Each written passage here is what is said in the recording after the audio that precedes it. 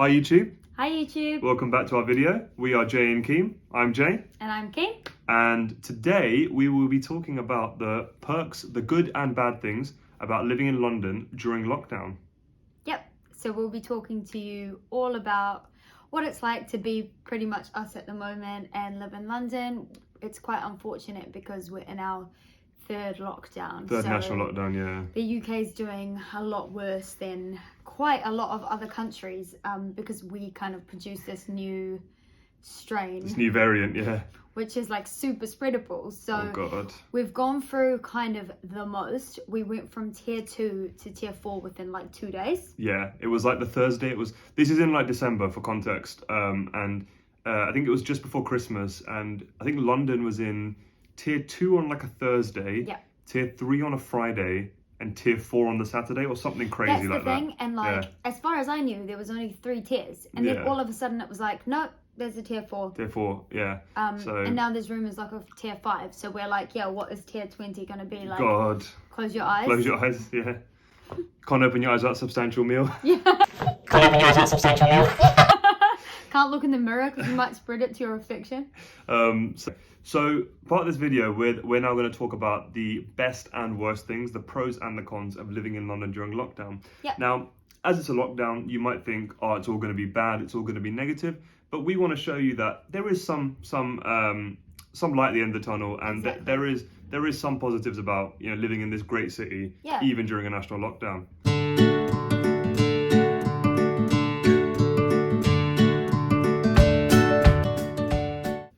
So in terms of good things for London during lockdown, one of the things that we've found are you can still enjoy kind of sightseeing, walking, outdoor activities even during lockdown. And to be honest, like some of the tourist attractions are a bit quieter because everyone is supposed to be at home. So you can walk around, you can see like the main sights of London, you can go to parks like Hyde Park and Regent's Park and things.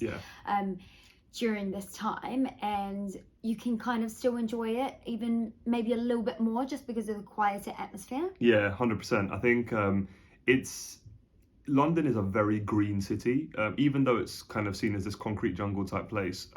There's so many parks here. There's a lot of parks, It's almost, it feels like every area has like a big park. And so like, obviously it's a bit cold now, so you probably can't be playing football and frisbee and cricket and stuff in the park, but you can still go for walks in the park. Or you can, yeah. If it makes you like more, it'll heat you up if anything. Yeah, that's the thing. And I mean, some people still play football in the park, sorry, but I think it's just cool just to walk around, and like these parks they're just like cool places. So another thing that we'd like to kind of say is a pro is that there's still loads of outdoor spaces where you can kind of meet friends. I mean, this is not now, but now we're in national lockdown, so you can't meet anyone. But when we were in tier 2, tier 3, we could still meet people outdoors. And because like there's so many like outdoor places, not just parks, by the way, like things like outdoor pubs and bars, like that had like beer gardens, you could still meet friends there. Yeah, beer gardens, like food markets, like there's really cool like spaces here, like Giant Robot. Oh yeah, I mean that's indoors, but like Box Park. Yeah, but like, oh yeah, okay. Mercato, like outdoor kind of marketplaces where you can still meet friends and stuff, which is really nice, because when that rule of like 6 came in where you could meet up to 6 people outside, it was kind of like at first like, oh, that's not that great, like what are you going to do? But actually when you look at it, London has a lot of places to offer that will like adhere to that rule. Yeah, definitely, especially when it was that, because I think that rule came about in like September, October, and it was still like, it wasn't hot, but it was still like kind of manageable to like chill, have a couple of drinks outside. So I think like stuff like that really makes it a better city. Right now in full lockdown, you're kind of restricted to the people that you live with. So you can still kind of which is definitely not a pro. But I think like Keem and I, we can't go to restaurants and bars, but we still kind of like hanging out in like today we went to kind of Canary Wharf and walked around. We just walked around, chilled, sat on the little benches there, and I mean, I'm not gonna say it's amazing and the coolest thing to do in the world, but it's just something to do on your weekend that gets you outdoors and kind of gets you moving and allows you to enjoy the city, really, isn't it? Exactly, and it's like it having things that you can like see and do outside just makes it better when Yeah. you can't go inside anywhere. So at least there's some options to like walk around different areas. You don't have to do the same thing every day. You don't have to do the same walking route. You don't have Yeah. to see the same attractions. You can have some variety Yeah. because of the fact that London is so big. Yeah, definitely. Is the fact that London has so many different options for like bars and restaurants and stuff. As Jay mentioned, things aren't open right now because we're in a full-on lockdown. Yeah. But when we did have some easing of restrictions, which was Yeah. tier 2, Tier 2. we were able to like go back to that and go to bars and restaurants. And because there's so many options, there was always one available, even though they were doing social distancing. Yeah. So if it had been a smaller city, you probably had to book all way in advance because everything would have been like packed because of the fact that they had like limited capacity. But because that happened in Bath, didn't it? We went for a weekend away to Bath in August, and there was oh my god, it was fully booked everywhere. Everywhere was fully booked. We kind of just, we were on our drive there, we were kind of toying with that. Do you think we need to book? I mean, it's going to be Bath. It's not as big as London. Like, is there going to be kind of that much demand? I hate booking in advance. It's just so stressful. It's just like admin, you have to isn't look it? at the menu, decide what you want to eat. Like, oh my god. It's just, it's the worst. So we I think we were just driving there, and then I think we called up a couple of like bars saying, hey, do we need to book for tonight? And they were like, yes, you need to book everywhere. Yeah. So even going to the pub before your dinner, you had to trying book. to find like a pub, it was like, do you have a booking? And then you're just like, well, no, because when you're doing a pub crawl in a small city, you just expect to go to like the first pub that you see, and they should have availability. And not even like a pub crawl, like just going for a beer. Okay, not like calm down, not a pub crawl. No, like even before your dinner, you just want to go for like one drink before that, and even for that, even for that, we had to book. So and it was. Let's not go into when there was a substantial meal thing. If you want to go to the pub before you go to dinner, you have to get like 2 starters or a substantial meal. Oh god, yeah. So, yeah. Yeah, but that's a different story. Back to that point of like, it's when it was kind of a tiered system, like all the restaurants and bars and everything were still so cool to visit, and it just felt like almost better to some extent, because the bars, the restaurants, they weren't packed anymore.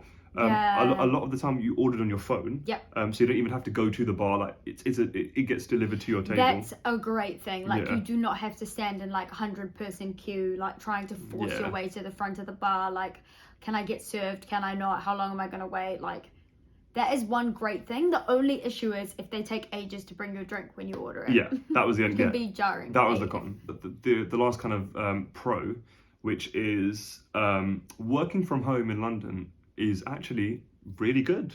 It's we really enjoy it actually, and I think when we were in the office, like our offices in London are in these cool neighbourhoods. They're in Bank, they're in Liverpool Street, they're in Shoreditch, they're in Soho, they're in kind of Tottenham Court Road. They're in every single tube station. Every single tube station. Going, hun. You're gonna be here for a while. Gonna be here for a while. But they're in these like cool places, and like you're always like you're visiting there, and it feels like surreal that you're working in such a and such a cool place. And after work, like going for drinks, going for dinner, like meeting your friends, like in central London after work. I feel like we still miss that a lot. Yeah. Like, but aren't you doing a pro here? I'm doing a pro, sorry. Yeah.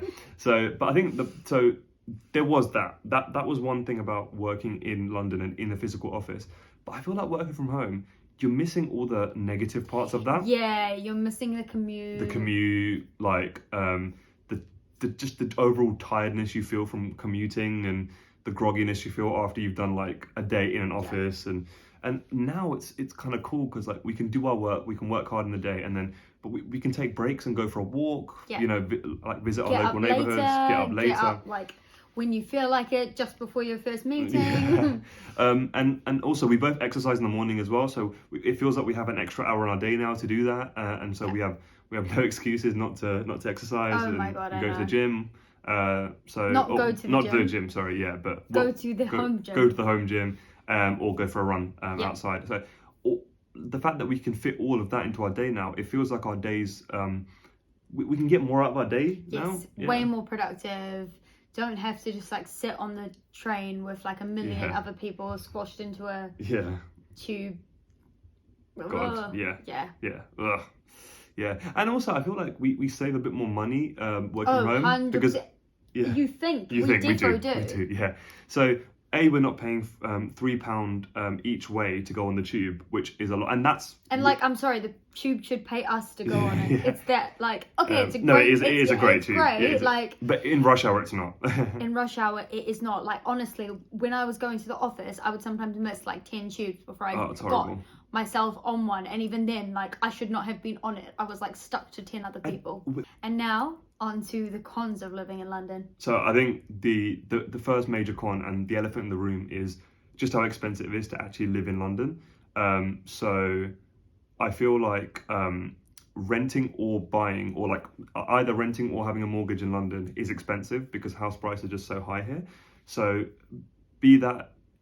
combine that with the fact that it's lockdown. Oh my god. It feels like you're paying a lot, but you don't actually need to. Like, a lot of people in London move here for work. Yeah. And I'm talking strictly for those people. There's some people that are actually from London, like, and have lived there their whole lives. But the people that have moved here, they've moved here for the job opportunities, the work opportunities, and you're paying so much to live in London, but then it feels like you're not actually, like, there's no point living here because you don't need to go to the office, and it feels like you could live anywhere.